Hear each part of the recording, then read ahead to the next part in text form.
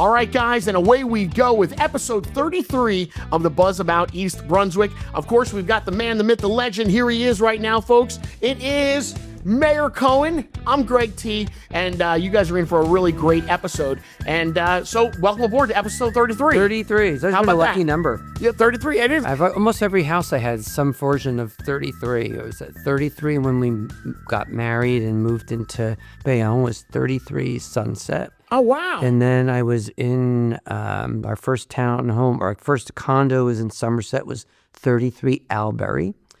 What was that road? I forget what, Claremont, I think. And then we moved to North Brunswick. It was 66. That's just 33 doubled. Right. Yeah. I see where you're going with that. So there's like a theme there. I lived in Bayonne for a little bit. I didn't know that you lived in Bayonne for a while. How long did you live in Bayonne for? Well, my wife, her family moved to Bayonne, so she grew up there. Oh, did she go to Bayonne High School and everything too? Yeah. Oh, get out. Okay. Yeah. I was just there for my daughter had a dance recital at Bayonne High School. Bayonne. We were just there maybe it's like a couple one of those ago. Towns that shows up in every sitcom. Like somebody always mentions Bayonne. Right. Somebody's got a connection to something with Bayonne. But we lived there. We got married in the middle of medical school, and we stayed in the basement apartment that my father-in-law made in Bayonne. And then after a year of residency here, I got sick and tired of that commute from Bayonne. Right. And we found something in a condo, in a new condo, Hovnanian condo. Oh, yeah. In Somerset.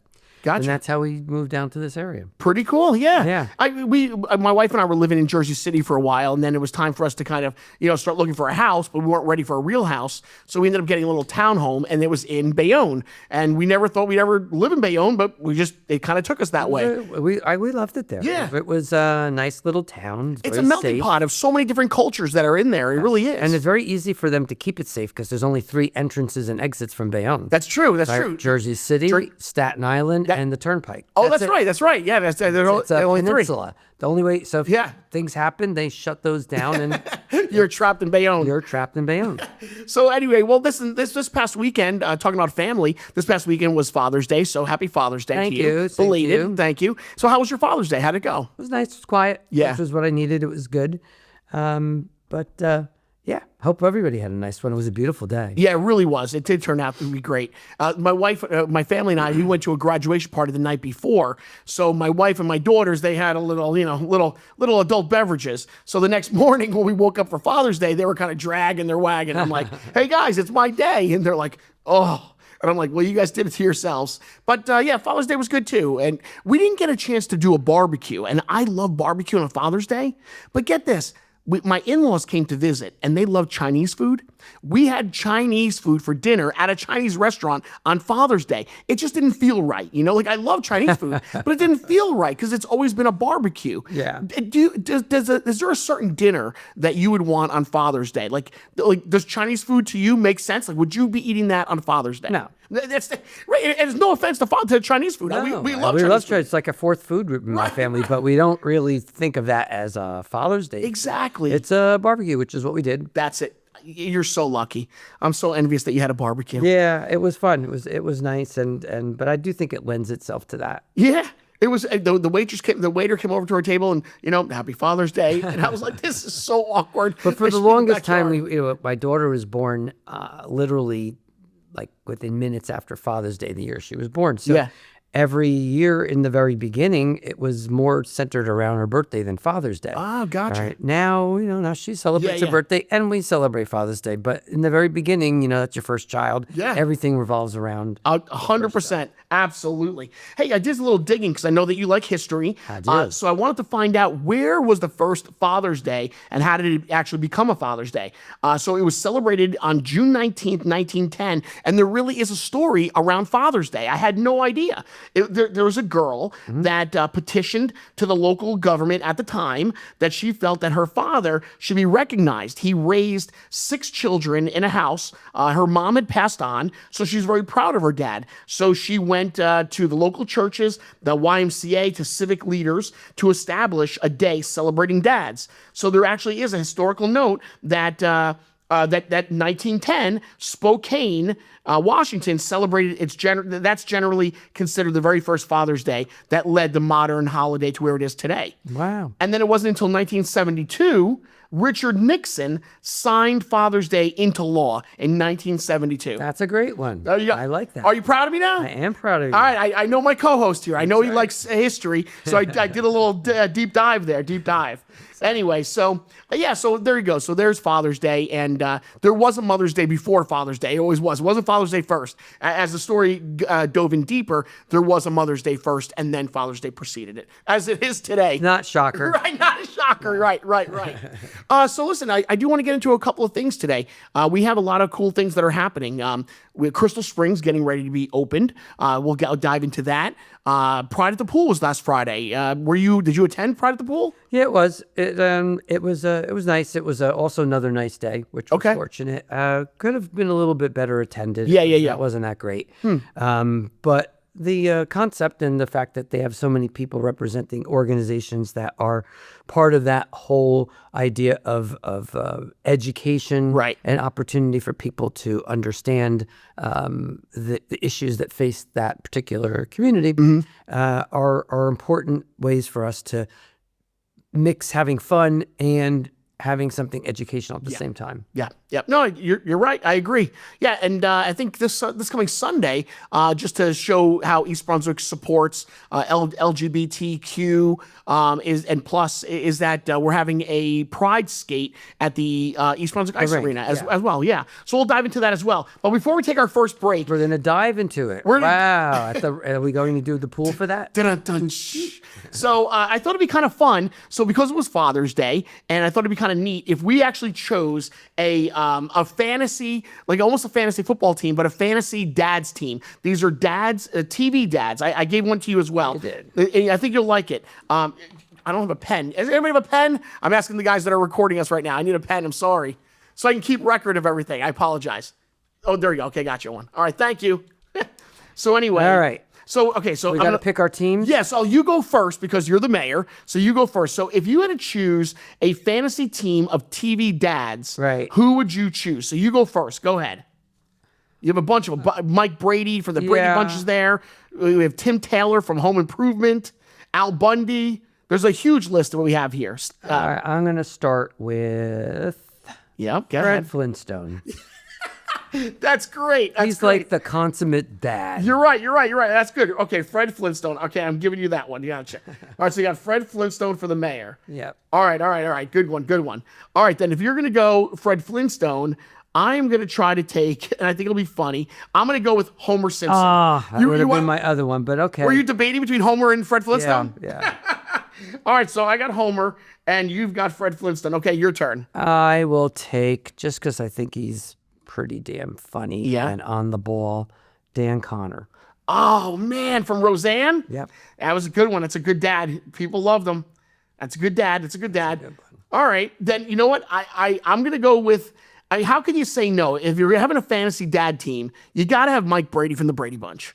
You got to have him. How could you not? So I'm going to have Mike Brady from the Brady Bunch on my team as well. Okay. All right, and I'm taking Tim Taylor from Home Improvement. All right, this is great. So you got Tim Taylor here. All right, very good. All right. I will take George Jetson from the Jetsons. I thought about that. Oh, you did? I did like that one. All right, go ahead. You got two more to go. Two more. Yeah. I'll take Howard Cunningham from Happy Days. Oh, that's a good one. I'll take that for 1,000. That's a good one. All right, that's 4. All right, my turn. So I will take Phil Dunphy from Modern Family. I'm going to go with him. All right. Then your last and final one. Make it good. Al Bundy. Oh! I thought I was going to hit a home run on that one. You got Al Bundy. All right, good one. That's great. So you got Al Bundy. My last one will be, oh man. I'll go with an oldie but a goodie. I'm going to go with Ward Cleaver from Leave It to Beaver. Oh, know that is an old That's an old one. All right, so that's great. Guarantee you, if you go to high school right now and ask anybody what Leave It to Beaver was, there wouldn't be one kid that gets that right. They're not going to know. You're right. You know what? That's sad, but you're right. That's an oldie. That's right. All right, so there you go. So your team is Dan Connor, Tim Taylor. You got Al Bundy, Howard Cunningham, which is a great one. Fred Flintstone, another great one. I've got Mike Brady, Ward Cleaver, Phil Dunphy, and Homer Simpson, and George Jetson. All right, we'll post them later on, and we'll get some reviews of our fantasy TV dads team. I like that. All right, guys. So again, if you're watching us right now, happy belated Father's Day to everybody. Actually, to be honest with you, if he didn't mess up things, I would have picked. Because it's not even on your list. Oh, really? From the Cosby Show. Oh my God, Bill Cosby. Bill Cosby. Yeah, It'll be great. Yeah, you're right. I mean, he just messed things up in his life, but he was. That was a great show. It was. The Cosby Show was a great show. That's right. We love the Cosby Show. We were big fans of that one. It was a great show. Yep. All right, guys. So again, happy belated Father's Day to each and every one of you that are watching us. We're going to take a time out right now and take a look inside and around East Brunswick. And when we get back, we're going to dive in deeper about what's going on here in East Brunswick. This is The Buzz About East Brunswick. It's Chief Lasaka with another episode of Behind the Badge, and today we're going to talk to Lieutenant Boble of Traffic Safety about e-bikes. Hi, I'm Lieutenant Boble with the East Brunswick Police Department Traffic Safety Unit. On January 19th, 2026, New Jersey enacted a new e-bike law aimed at improving safety and accountability as electric bicycles become more common on our roadways. The law establishes new requirements for licensing, registration, and in some cases, insurance. As we approach full enforcement on July 20th, 2026, our goal is to ensure riders understand the new requirements and can operate safely and legally. So what is the new law? The biggest change is that New Jersey now treats e-bikes more like motor vehicles than traditional bicycles. The law is focused on accountability, education, and safety. Riders need to understand that operating an e-bike comes with legal requirements and responsibilities. Riders must be at least 15 years old to operate an e-bike.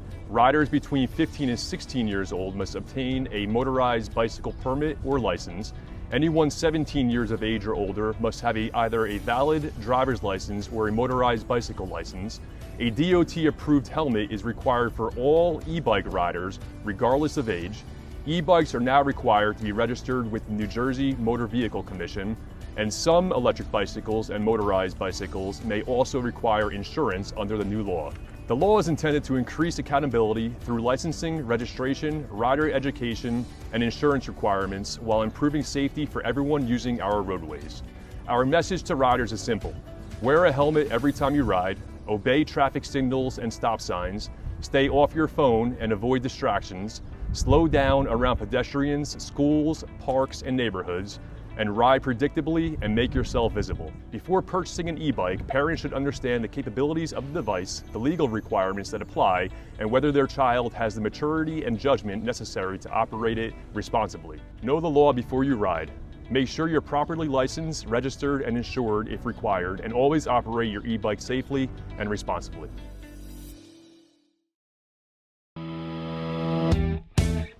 All right, guys, and we are back again, episode 33 of The Buzz About East Brunswick.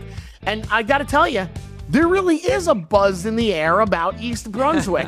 There is. So, we have the salamander crossings. We have that. So and we have the butterfly park. Butterfly Park. Right. And now we have the bald eagle. How about that? So now we have the East Brunswick bald eagle. So the bald eagle has now been sighted at Bicentennial Park and at, Tammany Park. So tell me a little something about the bald eagle here in East Brunswick. Well, actually, during the campaign trail, yeah, I bumped into somebody who lives in Milltown, but she is friendly with. I think she's has a partner that lives in East Brunswick, right on the lake. Yeah. And she was telling me, there's bald eagles there. I said, I had heard other people tell me, and I just didn't believe it. Right. Because I just didn't think our area really had them. I did know that there had been nests found up at the top of the landfill. Mm-hmm. But, nobody's doing a big drive up to the landfill. No, you're not. Nobody's going there, no. So, and all of the area, by the way, around the landfill is actually pretty much preserved land. Okay. So the county owns it, but nobody really goes out there. It's very marshy. It's very difficult to maneuver. Oh, I didn't even know that. I grew up here. I didn't even know that. I had no idea. Yeah, Because you're right. You just don't go down to the landfill. there. You don't go down there. I mean, you don't even appreciate how much property there is there until Really? you're at the top of the towers and you actually could look down.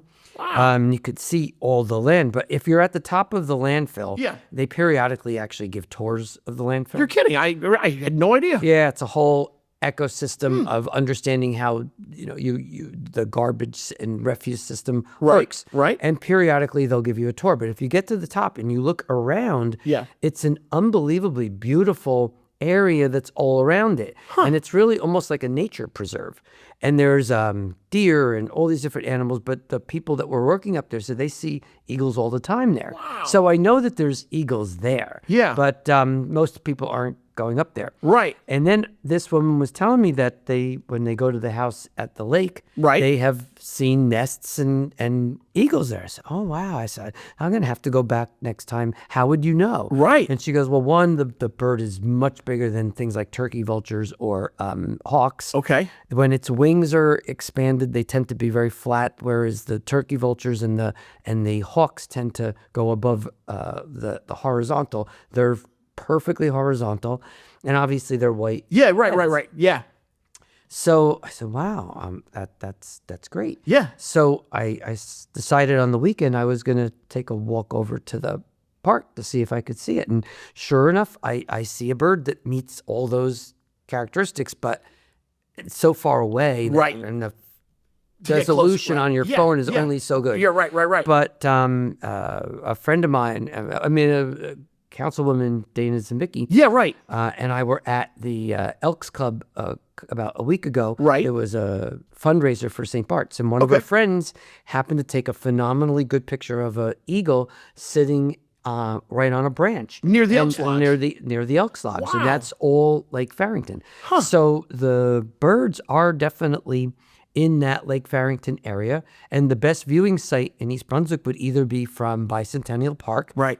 out by the lake, Yeah. or by the Elks Club or Tammany Park, which is right by the Elks Club. That's our park, and it looks out over this most pristine area of Lake Farrington. But I'd love to see people go down there and try to see if they can get even better pictures. That would be really cool. That's great. That's a Yeah. great idea. So there you go, guys. The mayor's asking you if you can get out there and if you can spot the bald And eagle. what does that say? Like, wow, it's the Yeah. 250th year. It's our It's blessing East independence. Brunswick. That's right.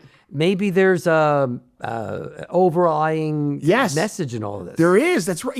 And of course we did some research when we were at the East Brunswick Museum that East Brunswick did have a big play in World War I. No, the Revolutionary War. So yeah, you know what? Maybe there's some significance to us discovering the bald eagle now on America's 250th birthday. on our Right. land. That's pretty cool on our land. That's pretty neat. So yeah, I think we'll work with Parks and Rec and try to come up with some sort of program, Oh, that's cool. contest, to try to see if we can get people out to the park and get Yeah. even better pictures than the 2 or 3 that we have. I like that. That's great. So there you go, guys. You heard it right here from the mayor that there is a bald eagle sighting. Yeah. You can go see, I guess you have Bicentennial Park and Tammany Park as well is your good places to go find them. Or if you're anywhere near Farrington Lake and you can walk around, you might see some bald eagles there. That's pretty cool. Yeah. That is pretty neat. East Brunswick, wait, there's a lot going on in East Brunswick. Right. So even it's for the birds. we you know what? We gotta get the tune. I need Yeah, I that. I know. need that. Oh my God. So another good point, another good thing that's happening here in East Brunswick, there's a lot of buzz, is that there's some brand new businesses that are making their way into the East Brunswick area, which is great. We just did the ribbon cutting for Body Rock, the Pilates gym that just opened up. Right. Right on 18. Yep, this coming Friday is a new business, H2O Nail and Wax Studio. Right. That's And in Legacy. That's oh yeah, so tell me a little bit about the businesses that are popping up in Legacy now. What's going on there? Well, Legacy's had businesses coming. It was designed to have businesses on the first floor of Right. the main apartment complex, and the other apartment complex that mirrors it will have the same. And right now, those even the ones that are in the building that's just opening now, Yeah. the retail is already booked. which is great. In fact, there's a waiting list for people if some of those fall through. Nice job. But in the one that's opening, we've got the H2 Nail Salon, Yeah. which is doing their ribbon cutting. Yep. We've had Marley's and Harley's, Oh, right. which was the ice cream store. The Kumon, which has been there. Yep, Learning Center, and, yeah. Boness. Oh, which right. is That's the big Italian Italian place. restaurant. That's now open. And I believe a dentist is going in there. And I think that will fill up the retail on that space. On the other one, they're expecting, I believe, a coffee shop. Wow. And great. a pet grooming. I think this is great. And I think a yoga. And to have a waiting list already of more businesses that are trying to get into East Brunswick, that says a lot. That really does. Yeah, we were concerned in the very beginning when we envisioned the retail there because the developers were in a market where retail was doing poorly. Right. And they really didn't want to do any of it at all. Okay. They wanted only residential, but we insisted on it. And in the end, I think we were right because there's now a demand for retail, but very specific retail. I mean, anything isn't going to work. You have to try to find the things that are going to appeal to people today in a post-Amazon world. Right. Right? Where people don't need to go into a place to buy things. Right. Well, actually, today is Amazon Prime Day, where everything's on sale today. Exactly. Everybody's shopping. Oh, I'm sorry. Go ahead. Right. Yeah. So Yeah. our whole nature of not just East Brunswick, but Right. in general, the nature of retail has changed. And so in order to survive, you have to be able to provide something that isn't as easily bought on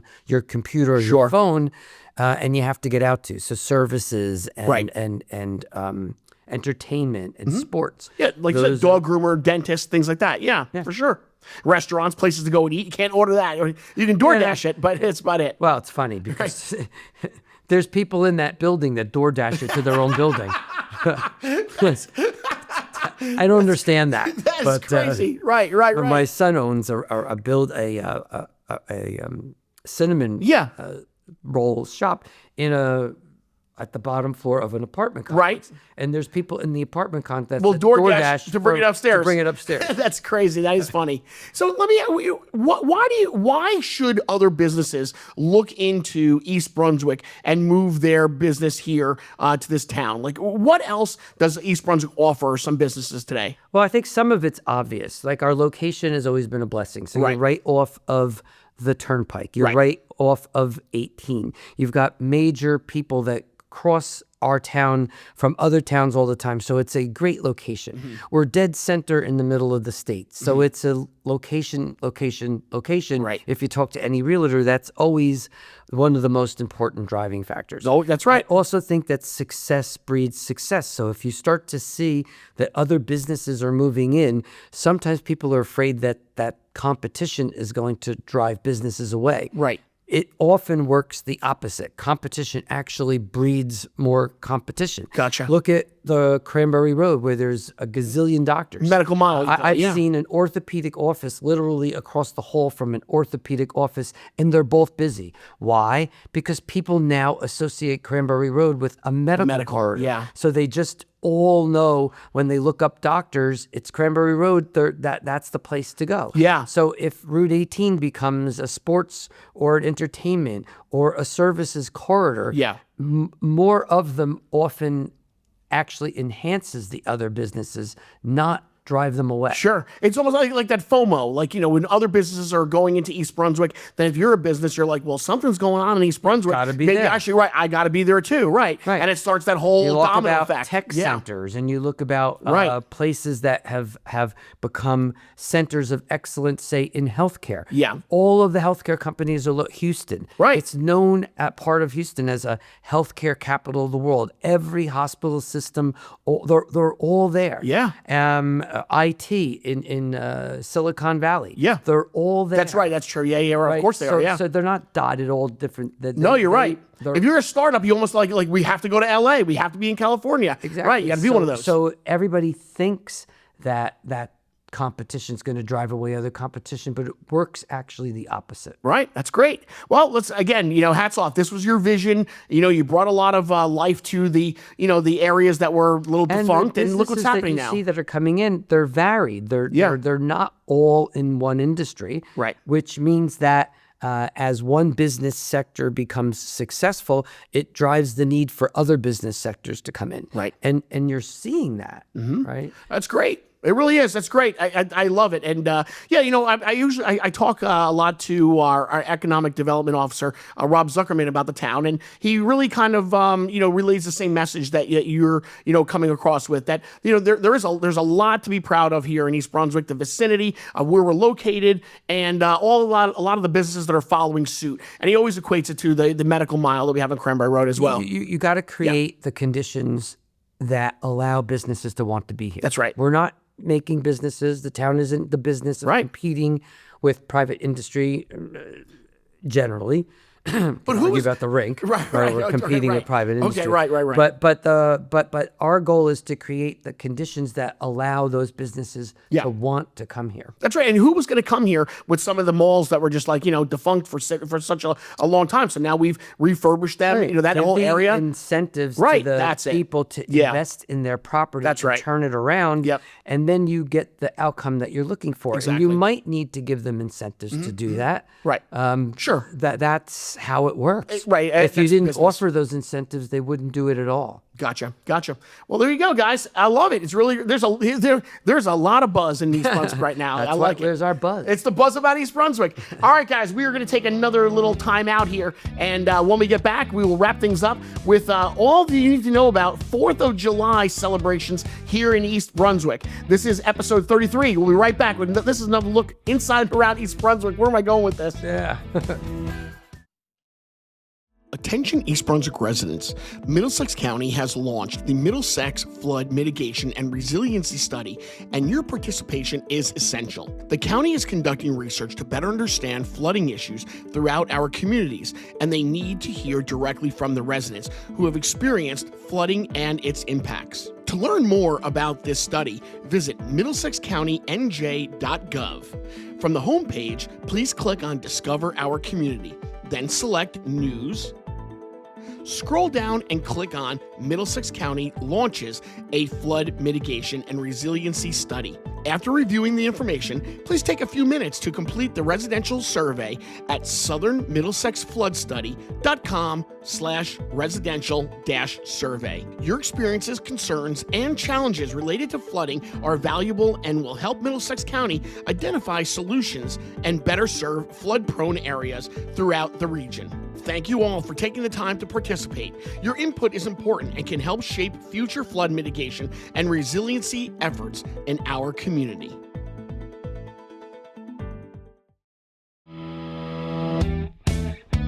All right, guys, and getting ready to wrap some things up here in episode 33 of The Buzz About East Brunswick. Again, Mayor Cohen, Greg T., and if you have been watching us on EBTV 26, well, hello, guys. Thank you guys very much. And if you've been listening to us on Spotify, iHeart, Apple Music, or Amazon, well, thank you guys very much for that as well. We do appreciate it.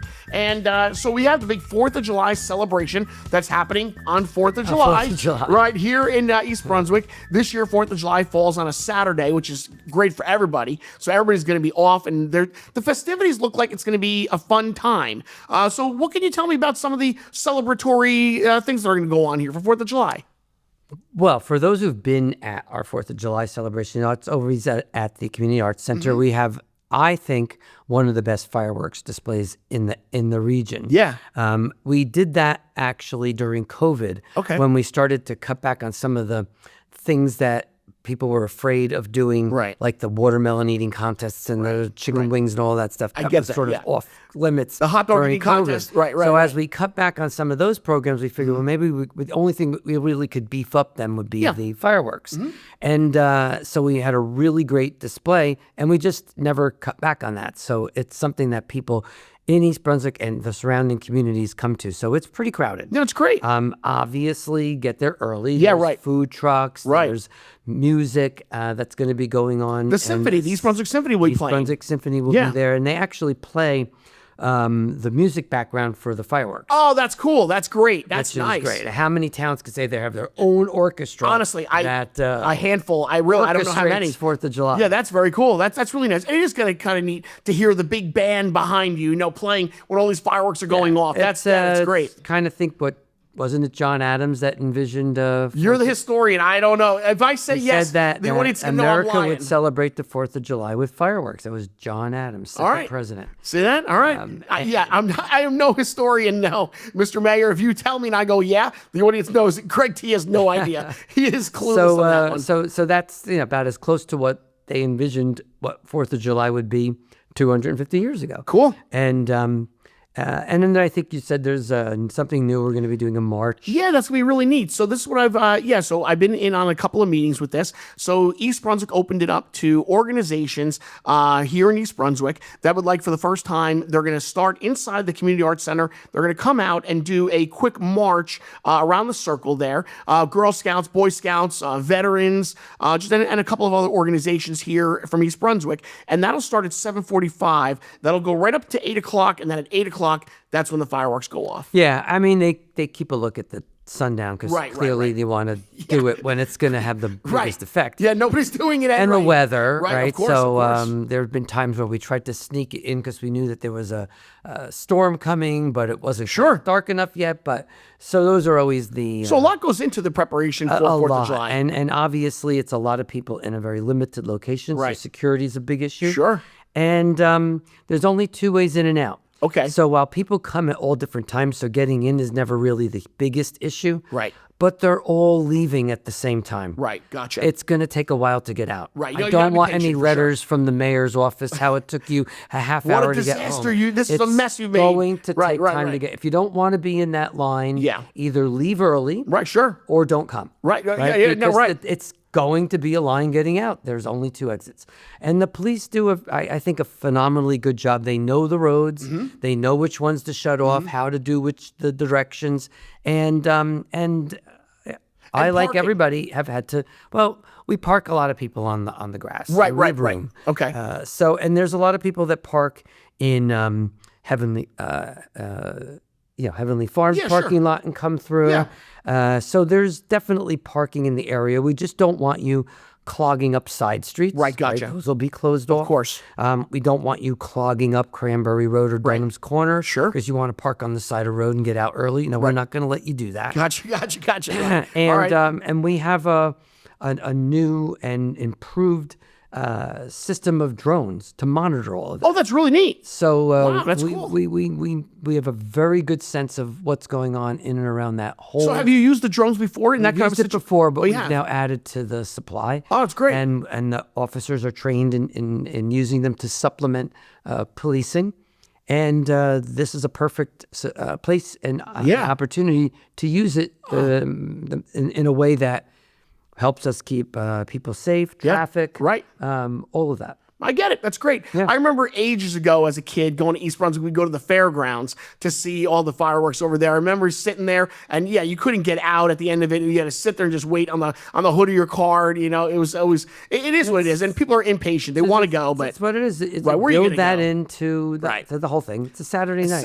Oh my God, words were just coming out of my mouth. I was going to go, where's everybody going to go? It's a Saturday night. It's 4th of July. Come on. You just enjoy the fireworks. Just enjoy the weekend. Talk to a friend for a little bit before leaving and let the others get out. I mean, there's a lot of things you can do, but just be patient. Yeah, that's really it. So I have one last question before I let you go. I wanted to know, if you had to choose an invention that changed America, what would you choose? Like, obviously there's electricity, the automobile. Don't give me that. Oh, I don't need you to give me the same. All right, go.